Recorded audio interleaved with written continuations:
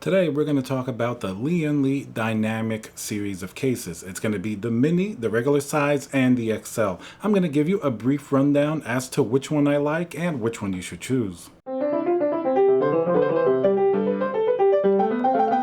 Hey guys, Tiago with Classical Technology here. Remember to subscribe and smash that like button. They say every time you do, you get a little bit closer to fitting all the components that you want in the Lian Li Dynamic Mini. Now, let's start off this video sort of what we're going to talk about today. Basically, these three cases. The Lian Li Dynamic, I'm sure you heard of it by now. It's an extremely popular case by new builders, enthusiasts, by everybody. Now, there are basically three different sizes. So if you're confused as to which one you should use, there are a couple of things that you should know that perhaps will make your decision easier. It's going to be the more newly released Lian Li Dynamic Mini. It's going to be sort of the standard size, and of course they also released the XL or the extra large version. The first question you should ask yourself is, what type of build and components are you going to be planning to do in one of these builds? Now, you can do a very powerful build in the Lian Li Dynamic Mini. I've done one with an RTX 3090 with a 5900X, and it actually cools itself very well, but everything is water cooled. What you have to remember, if you plan to do a strictly air cooled build, these cases do provide some good airflow, but certainly it's not going to be the best airflow on the market, because you're going to have, in all three cases, you're going to have the glass on the front, the glass on the side. You do have airflow from the bottom and a little bit from the back of the case as well as the top, but you're not going to get any airflow coming in from that front glass area unless you left that open. Of course, Lian Li does make a version that's actually like a mesh on the front, but mostly we're discussing sort of the glass version. That seems to be the most popular one that people like to choose. So first, let's start with the XL. This is going to be the one that you're going to be able to fit the most amount of components, but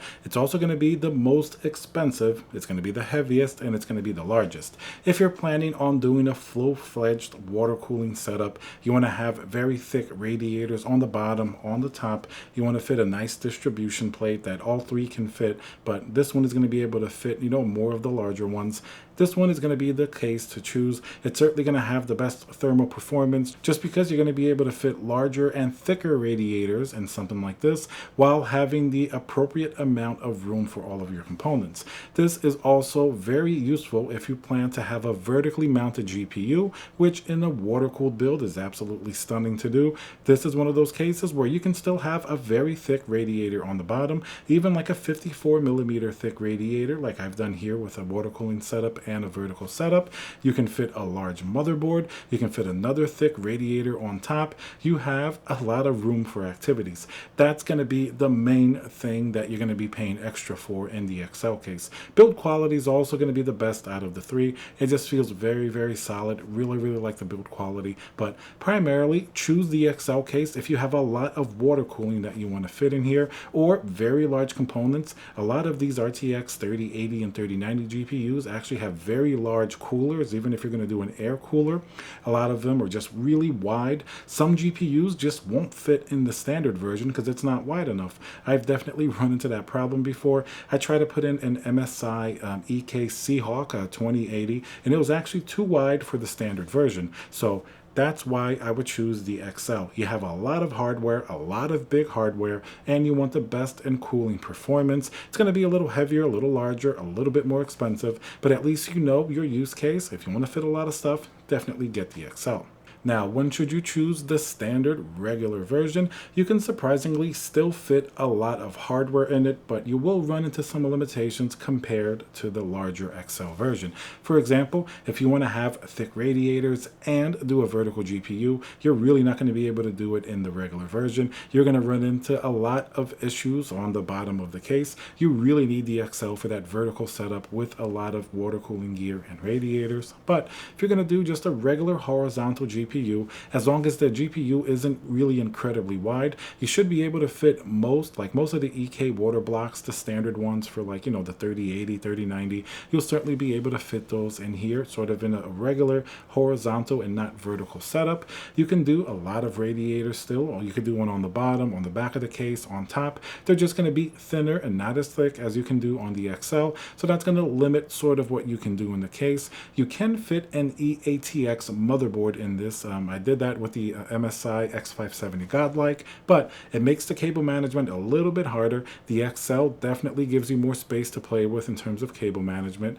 Now, you can fit the big motherboard there, but I wouldn't recommend that really. I would say stay with Max ATX. If you want a wider motherboard, do go for the XL. It's going to fit much better and give you a little bit more room with the cables. Otherwise, it's a great case. It's the one that most people have built in. Price-wise, it's going to be right in between the Mini and the XL. Build quality, pretty much the same thing. It's not built as nicely as the XL. The panels do tend to bend a little easier than you would really like, but overall, certainly it is a very popular case for a reason. It's pretty nice to build in, very easy, and often it looks beautiful, it looks stunning. I've done a few versions, both air-cooled, but generally water-cooled. With these type of cases, I like to focus on water cooling just because you can visually see the glass from the front and the side. Looks really nice. I've used sort of the back distribution plate as well as the front distribution plates. I'm not sure if I have a preference really. Perhaps the one that goes in the back, the regular reservoir, may be a little bit more streamlined. The front one, you do have some more clearance issues with radiators and different things like that to keep in mind. But overall, definitely sort of right in between. If you don't need to fit a lot of hardware, I would save some money and go with this one, which can still fit a pretty nice amount of stuff.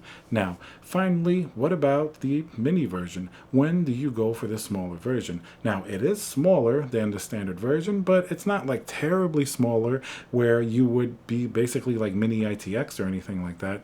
You're going to be a lot more restricted in the hardware that you can fit in here. Now, you have to keep in mind that you can certainly do a Mini ITX board in here, MATX. You can do regular ATX as well. Those are all going to sort of see what type of radiators that you can fit. I did one where it was, you know, the Dark Hero X570 ATX board.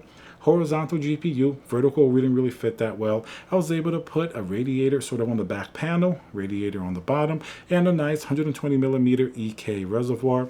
Now, I am working on another build in the Mini with the front EK, distribution block, but that's certainly going to give you a little more limitation with the radiators you can fit. They can't be as large, they can't be as slick.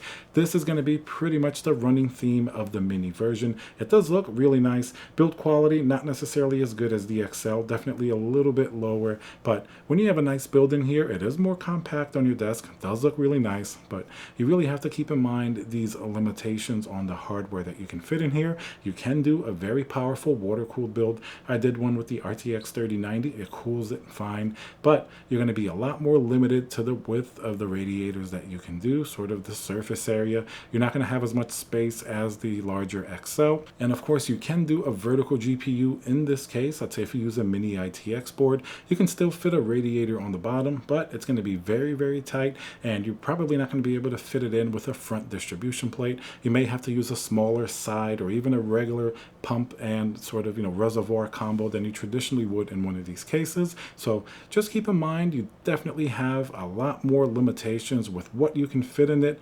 But having said that, if you really plan it out, you can actually pack a lot of very powerful hardware in here. Cooling performance is still great. You have the air coming in from the bottom, exhaust on top. You still have that back as well for a radiator, to put more fans. So overall, I really did like the Mini version, but you do have to plan your build a lot more carefully. The XL, you can almost throw anything that you want in there as long as it fits, like a thick 360mm radiator, big motherboards. This one, you have to plan what type of motherboard you're using, what type of cooling configuration that you're going to be allowed to use based on your motherboard. So definitely a couple of more things to keep in mind. But at the end of the day, all three cases actually look gorgeous with a nice water-cooled build. The Mini is a little bit different than the standard version that we've seen so much. That's why I've liked doing some builds in it recently. And of course, if I had to pick a favorite, it has to be the XL version, just because, yes, it's bigger and heavier and a bit more expensive, but not outrageously so. Even the XL version is smaller than a really big case, like a Case Labs or like a Corsair 1000D or something like that. So it's still sort of well within the reasonable limit for the size, and you can fit a lot of water-cooled gear in here. You can fit a lot of radiators. So the XL is definitely my favorite. The standard one, I haven't done as many builds in it recently just because so many people did. And the Mini one, I like it because of the novelty. It is a little bit smaller, and it definitely challenges you if you're doing sort of a nice water-cooled build, just because you're going to run into all of those restrictions and limitations. All right, guys, so let me know if you're thinking of building in these 3 cases. These were just some of my insights. Let me know if they were helpful. Let me know what case you're planning to build in. Remember to subscribe, smash that like button, and I'll see you guys on the next video.